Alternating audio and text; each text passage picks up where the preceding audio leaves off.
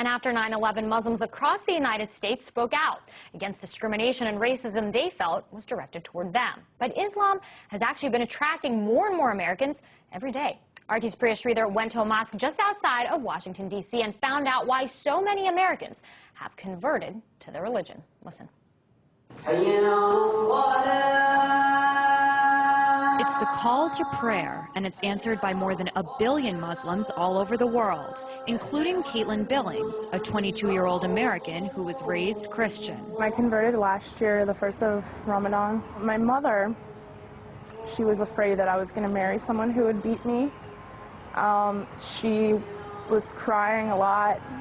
She thought that I was betraying her by changing my religion to something that she didn't know about. Backtrack almost a decade ago to 9/11. Today, our fellow citizens, our way of life, our very freedom came under attack in a series of deliberate and deadly terrorist acts. President Bush waged a war on terror, targeting extremist Muslims who were labeled as terrorists.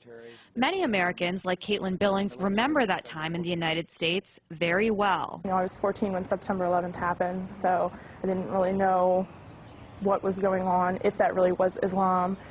People said it was, so I believed it just like everybody else. But as Billings got older, she decided to find out for herself.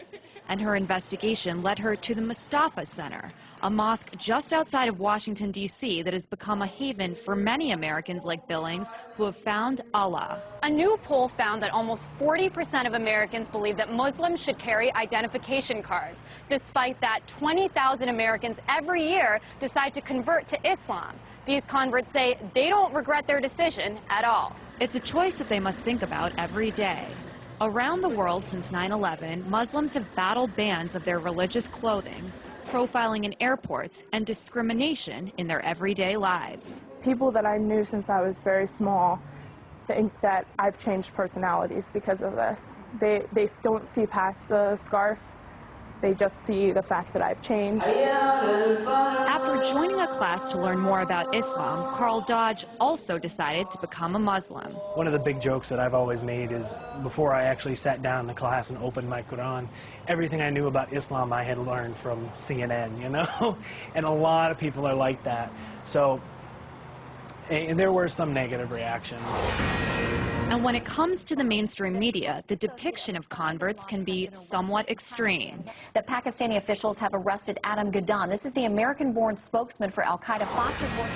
First, there was John Walker Lind, the Californian who converted, joined the Taliban, and ended up fighting with them in Afghanistan. And then more recently, it was Jihad Jain, the blonde-haired, blue-eyed convert who allegedly recruited people to wage violent jihad.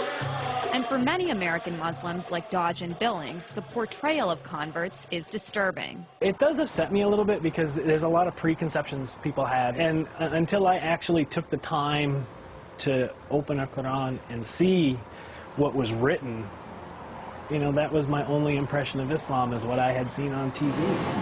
And in the United States, they say a culture of Islamophobia just doesn't make sense. It's a right to practice your religion. That's what this country was founded on.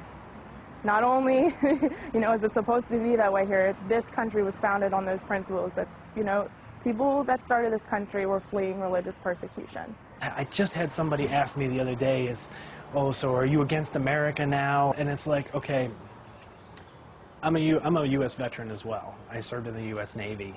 And so I do believe in this country. I volunteered to defend this country. I volunteered to, stand up for what the Constitution says. No matter what unfolds around her, Billings says she's proud to be a Muslim. If no one in the world wants to talk to me and be my friend, I still don't regret it. I am completely happy right now. Happier than I've ever been in my entire life. A happiness that might not make sense to those around her. Priya Sridhar, RT, Annandale, Virginia. And Priya joins me now for more. So Priya, how do the converts in your story, how do they feel about this whole, mosque controversy, the burning of the Quran? Because we talked about how Muslims all over the world feel about it, but what about those here in the United States, especially those who actually converted? I mean, they're angry about it just like most of the Muslims in the United States.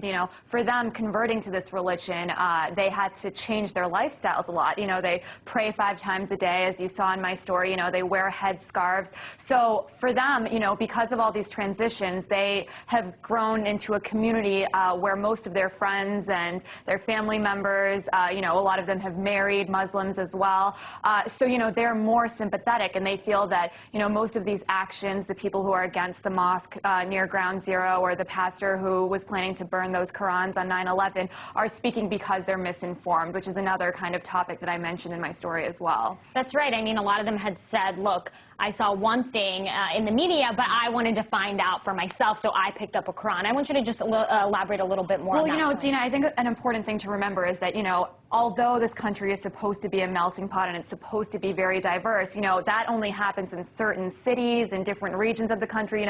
There are places in America where people literally have never met a Muslim person before, so their only kind of perceptions are shaped by the media and what they see on TV. It's just like the way people on the other side of the world have certain impressions of America because of what they see on TV. So for them, all they saw was these wars in the Middle East, these very extremist Muslim terrorist groups, and then, what the American media said about converts wasn't helpful as well. You saw Jihad Jain, you saw Adam Gadon. So their point is that there are very ordinary people who convert to Islam simply because they found this religion that they believe can give them hope and, what everyone finds in whatever religion they have. And so they wish that there was more coverage of that kind of conversion as well. Definitely an interesting story. RT's Priya Sridhar.